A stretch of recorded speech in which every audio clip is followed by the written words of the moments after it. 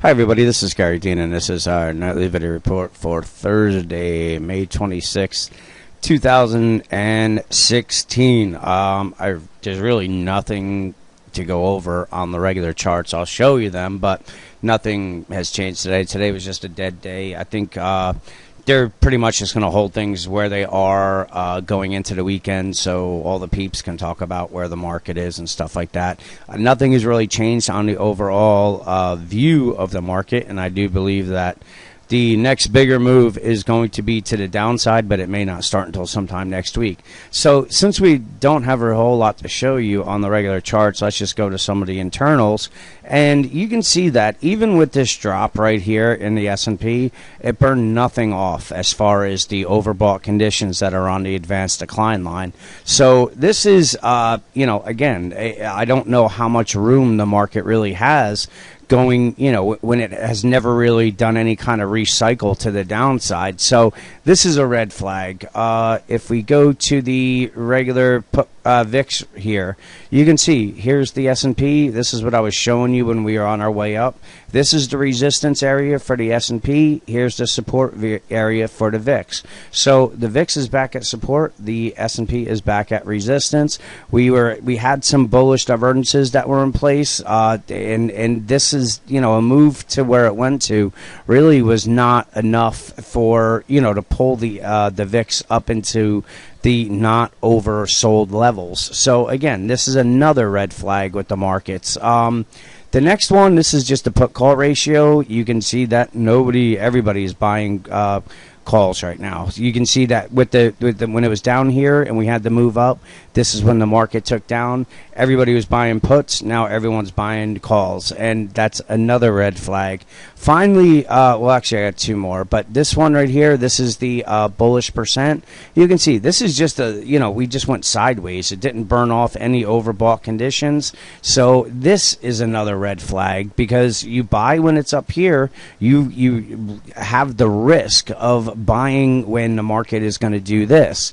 Finally is this fractal pattern. I showed you this. Sorry about that.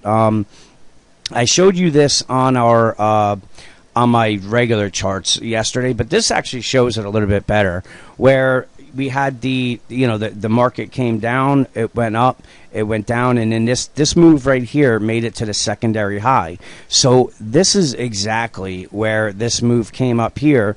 So if we just kind of follow it and we went down and up, and this is that little angle, we're in the same type of situation right now where you can see here's the S&P making this kind of move.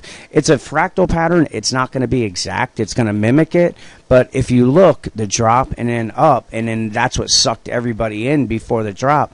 It seems like we're in that same type of situation. So even if it doesn't drop tomorrow or even Tuesday, the move is that this is really what I believe is going to be pending. So let's just go to the regular charts. Like I said, nothing really to go over here. Another pop-up will really exaggerate the bearish divergences on the 60-minute chart. We're extremely overbought right now, and if it pops above these levels, then the next area is going to be the 2100, the short. This is what it is. We're going to have huge bearish divergences, and everybody that thought that things were different up here, they felt the pain. Now we got too bearish down here, and now we're back up here, and people are getting too bullish again.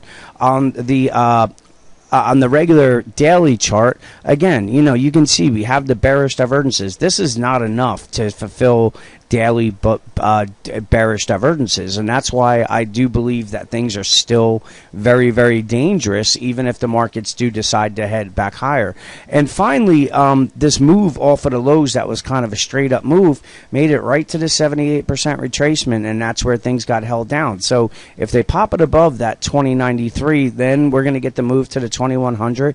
But these are serious resistance zones that people are going to be waiting to sell at, because they were buying up here and they're trapped, and now they're waiting for things to come back, and once they get back to break even, they're going to be unloading their positions. So as much as this market's been took a little bit of a detour from what I was anticipating it was going to play out.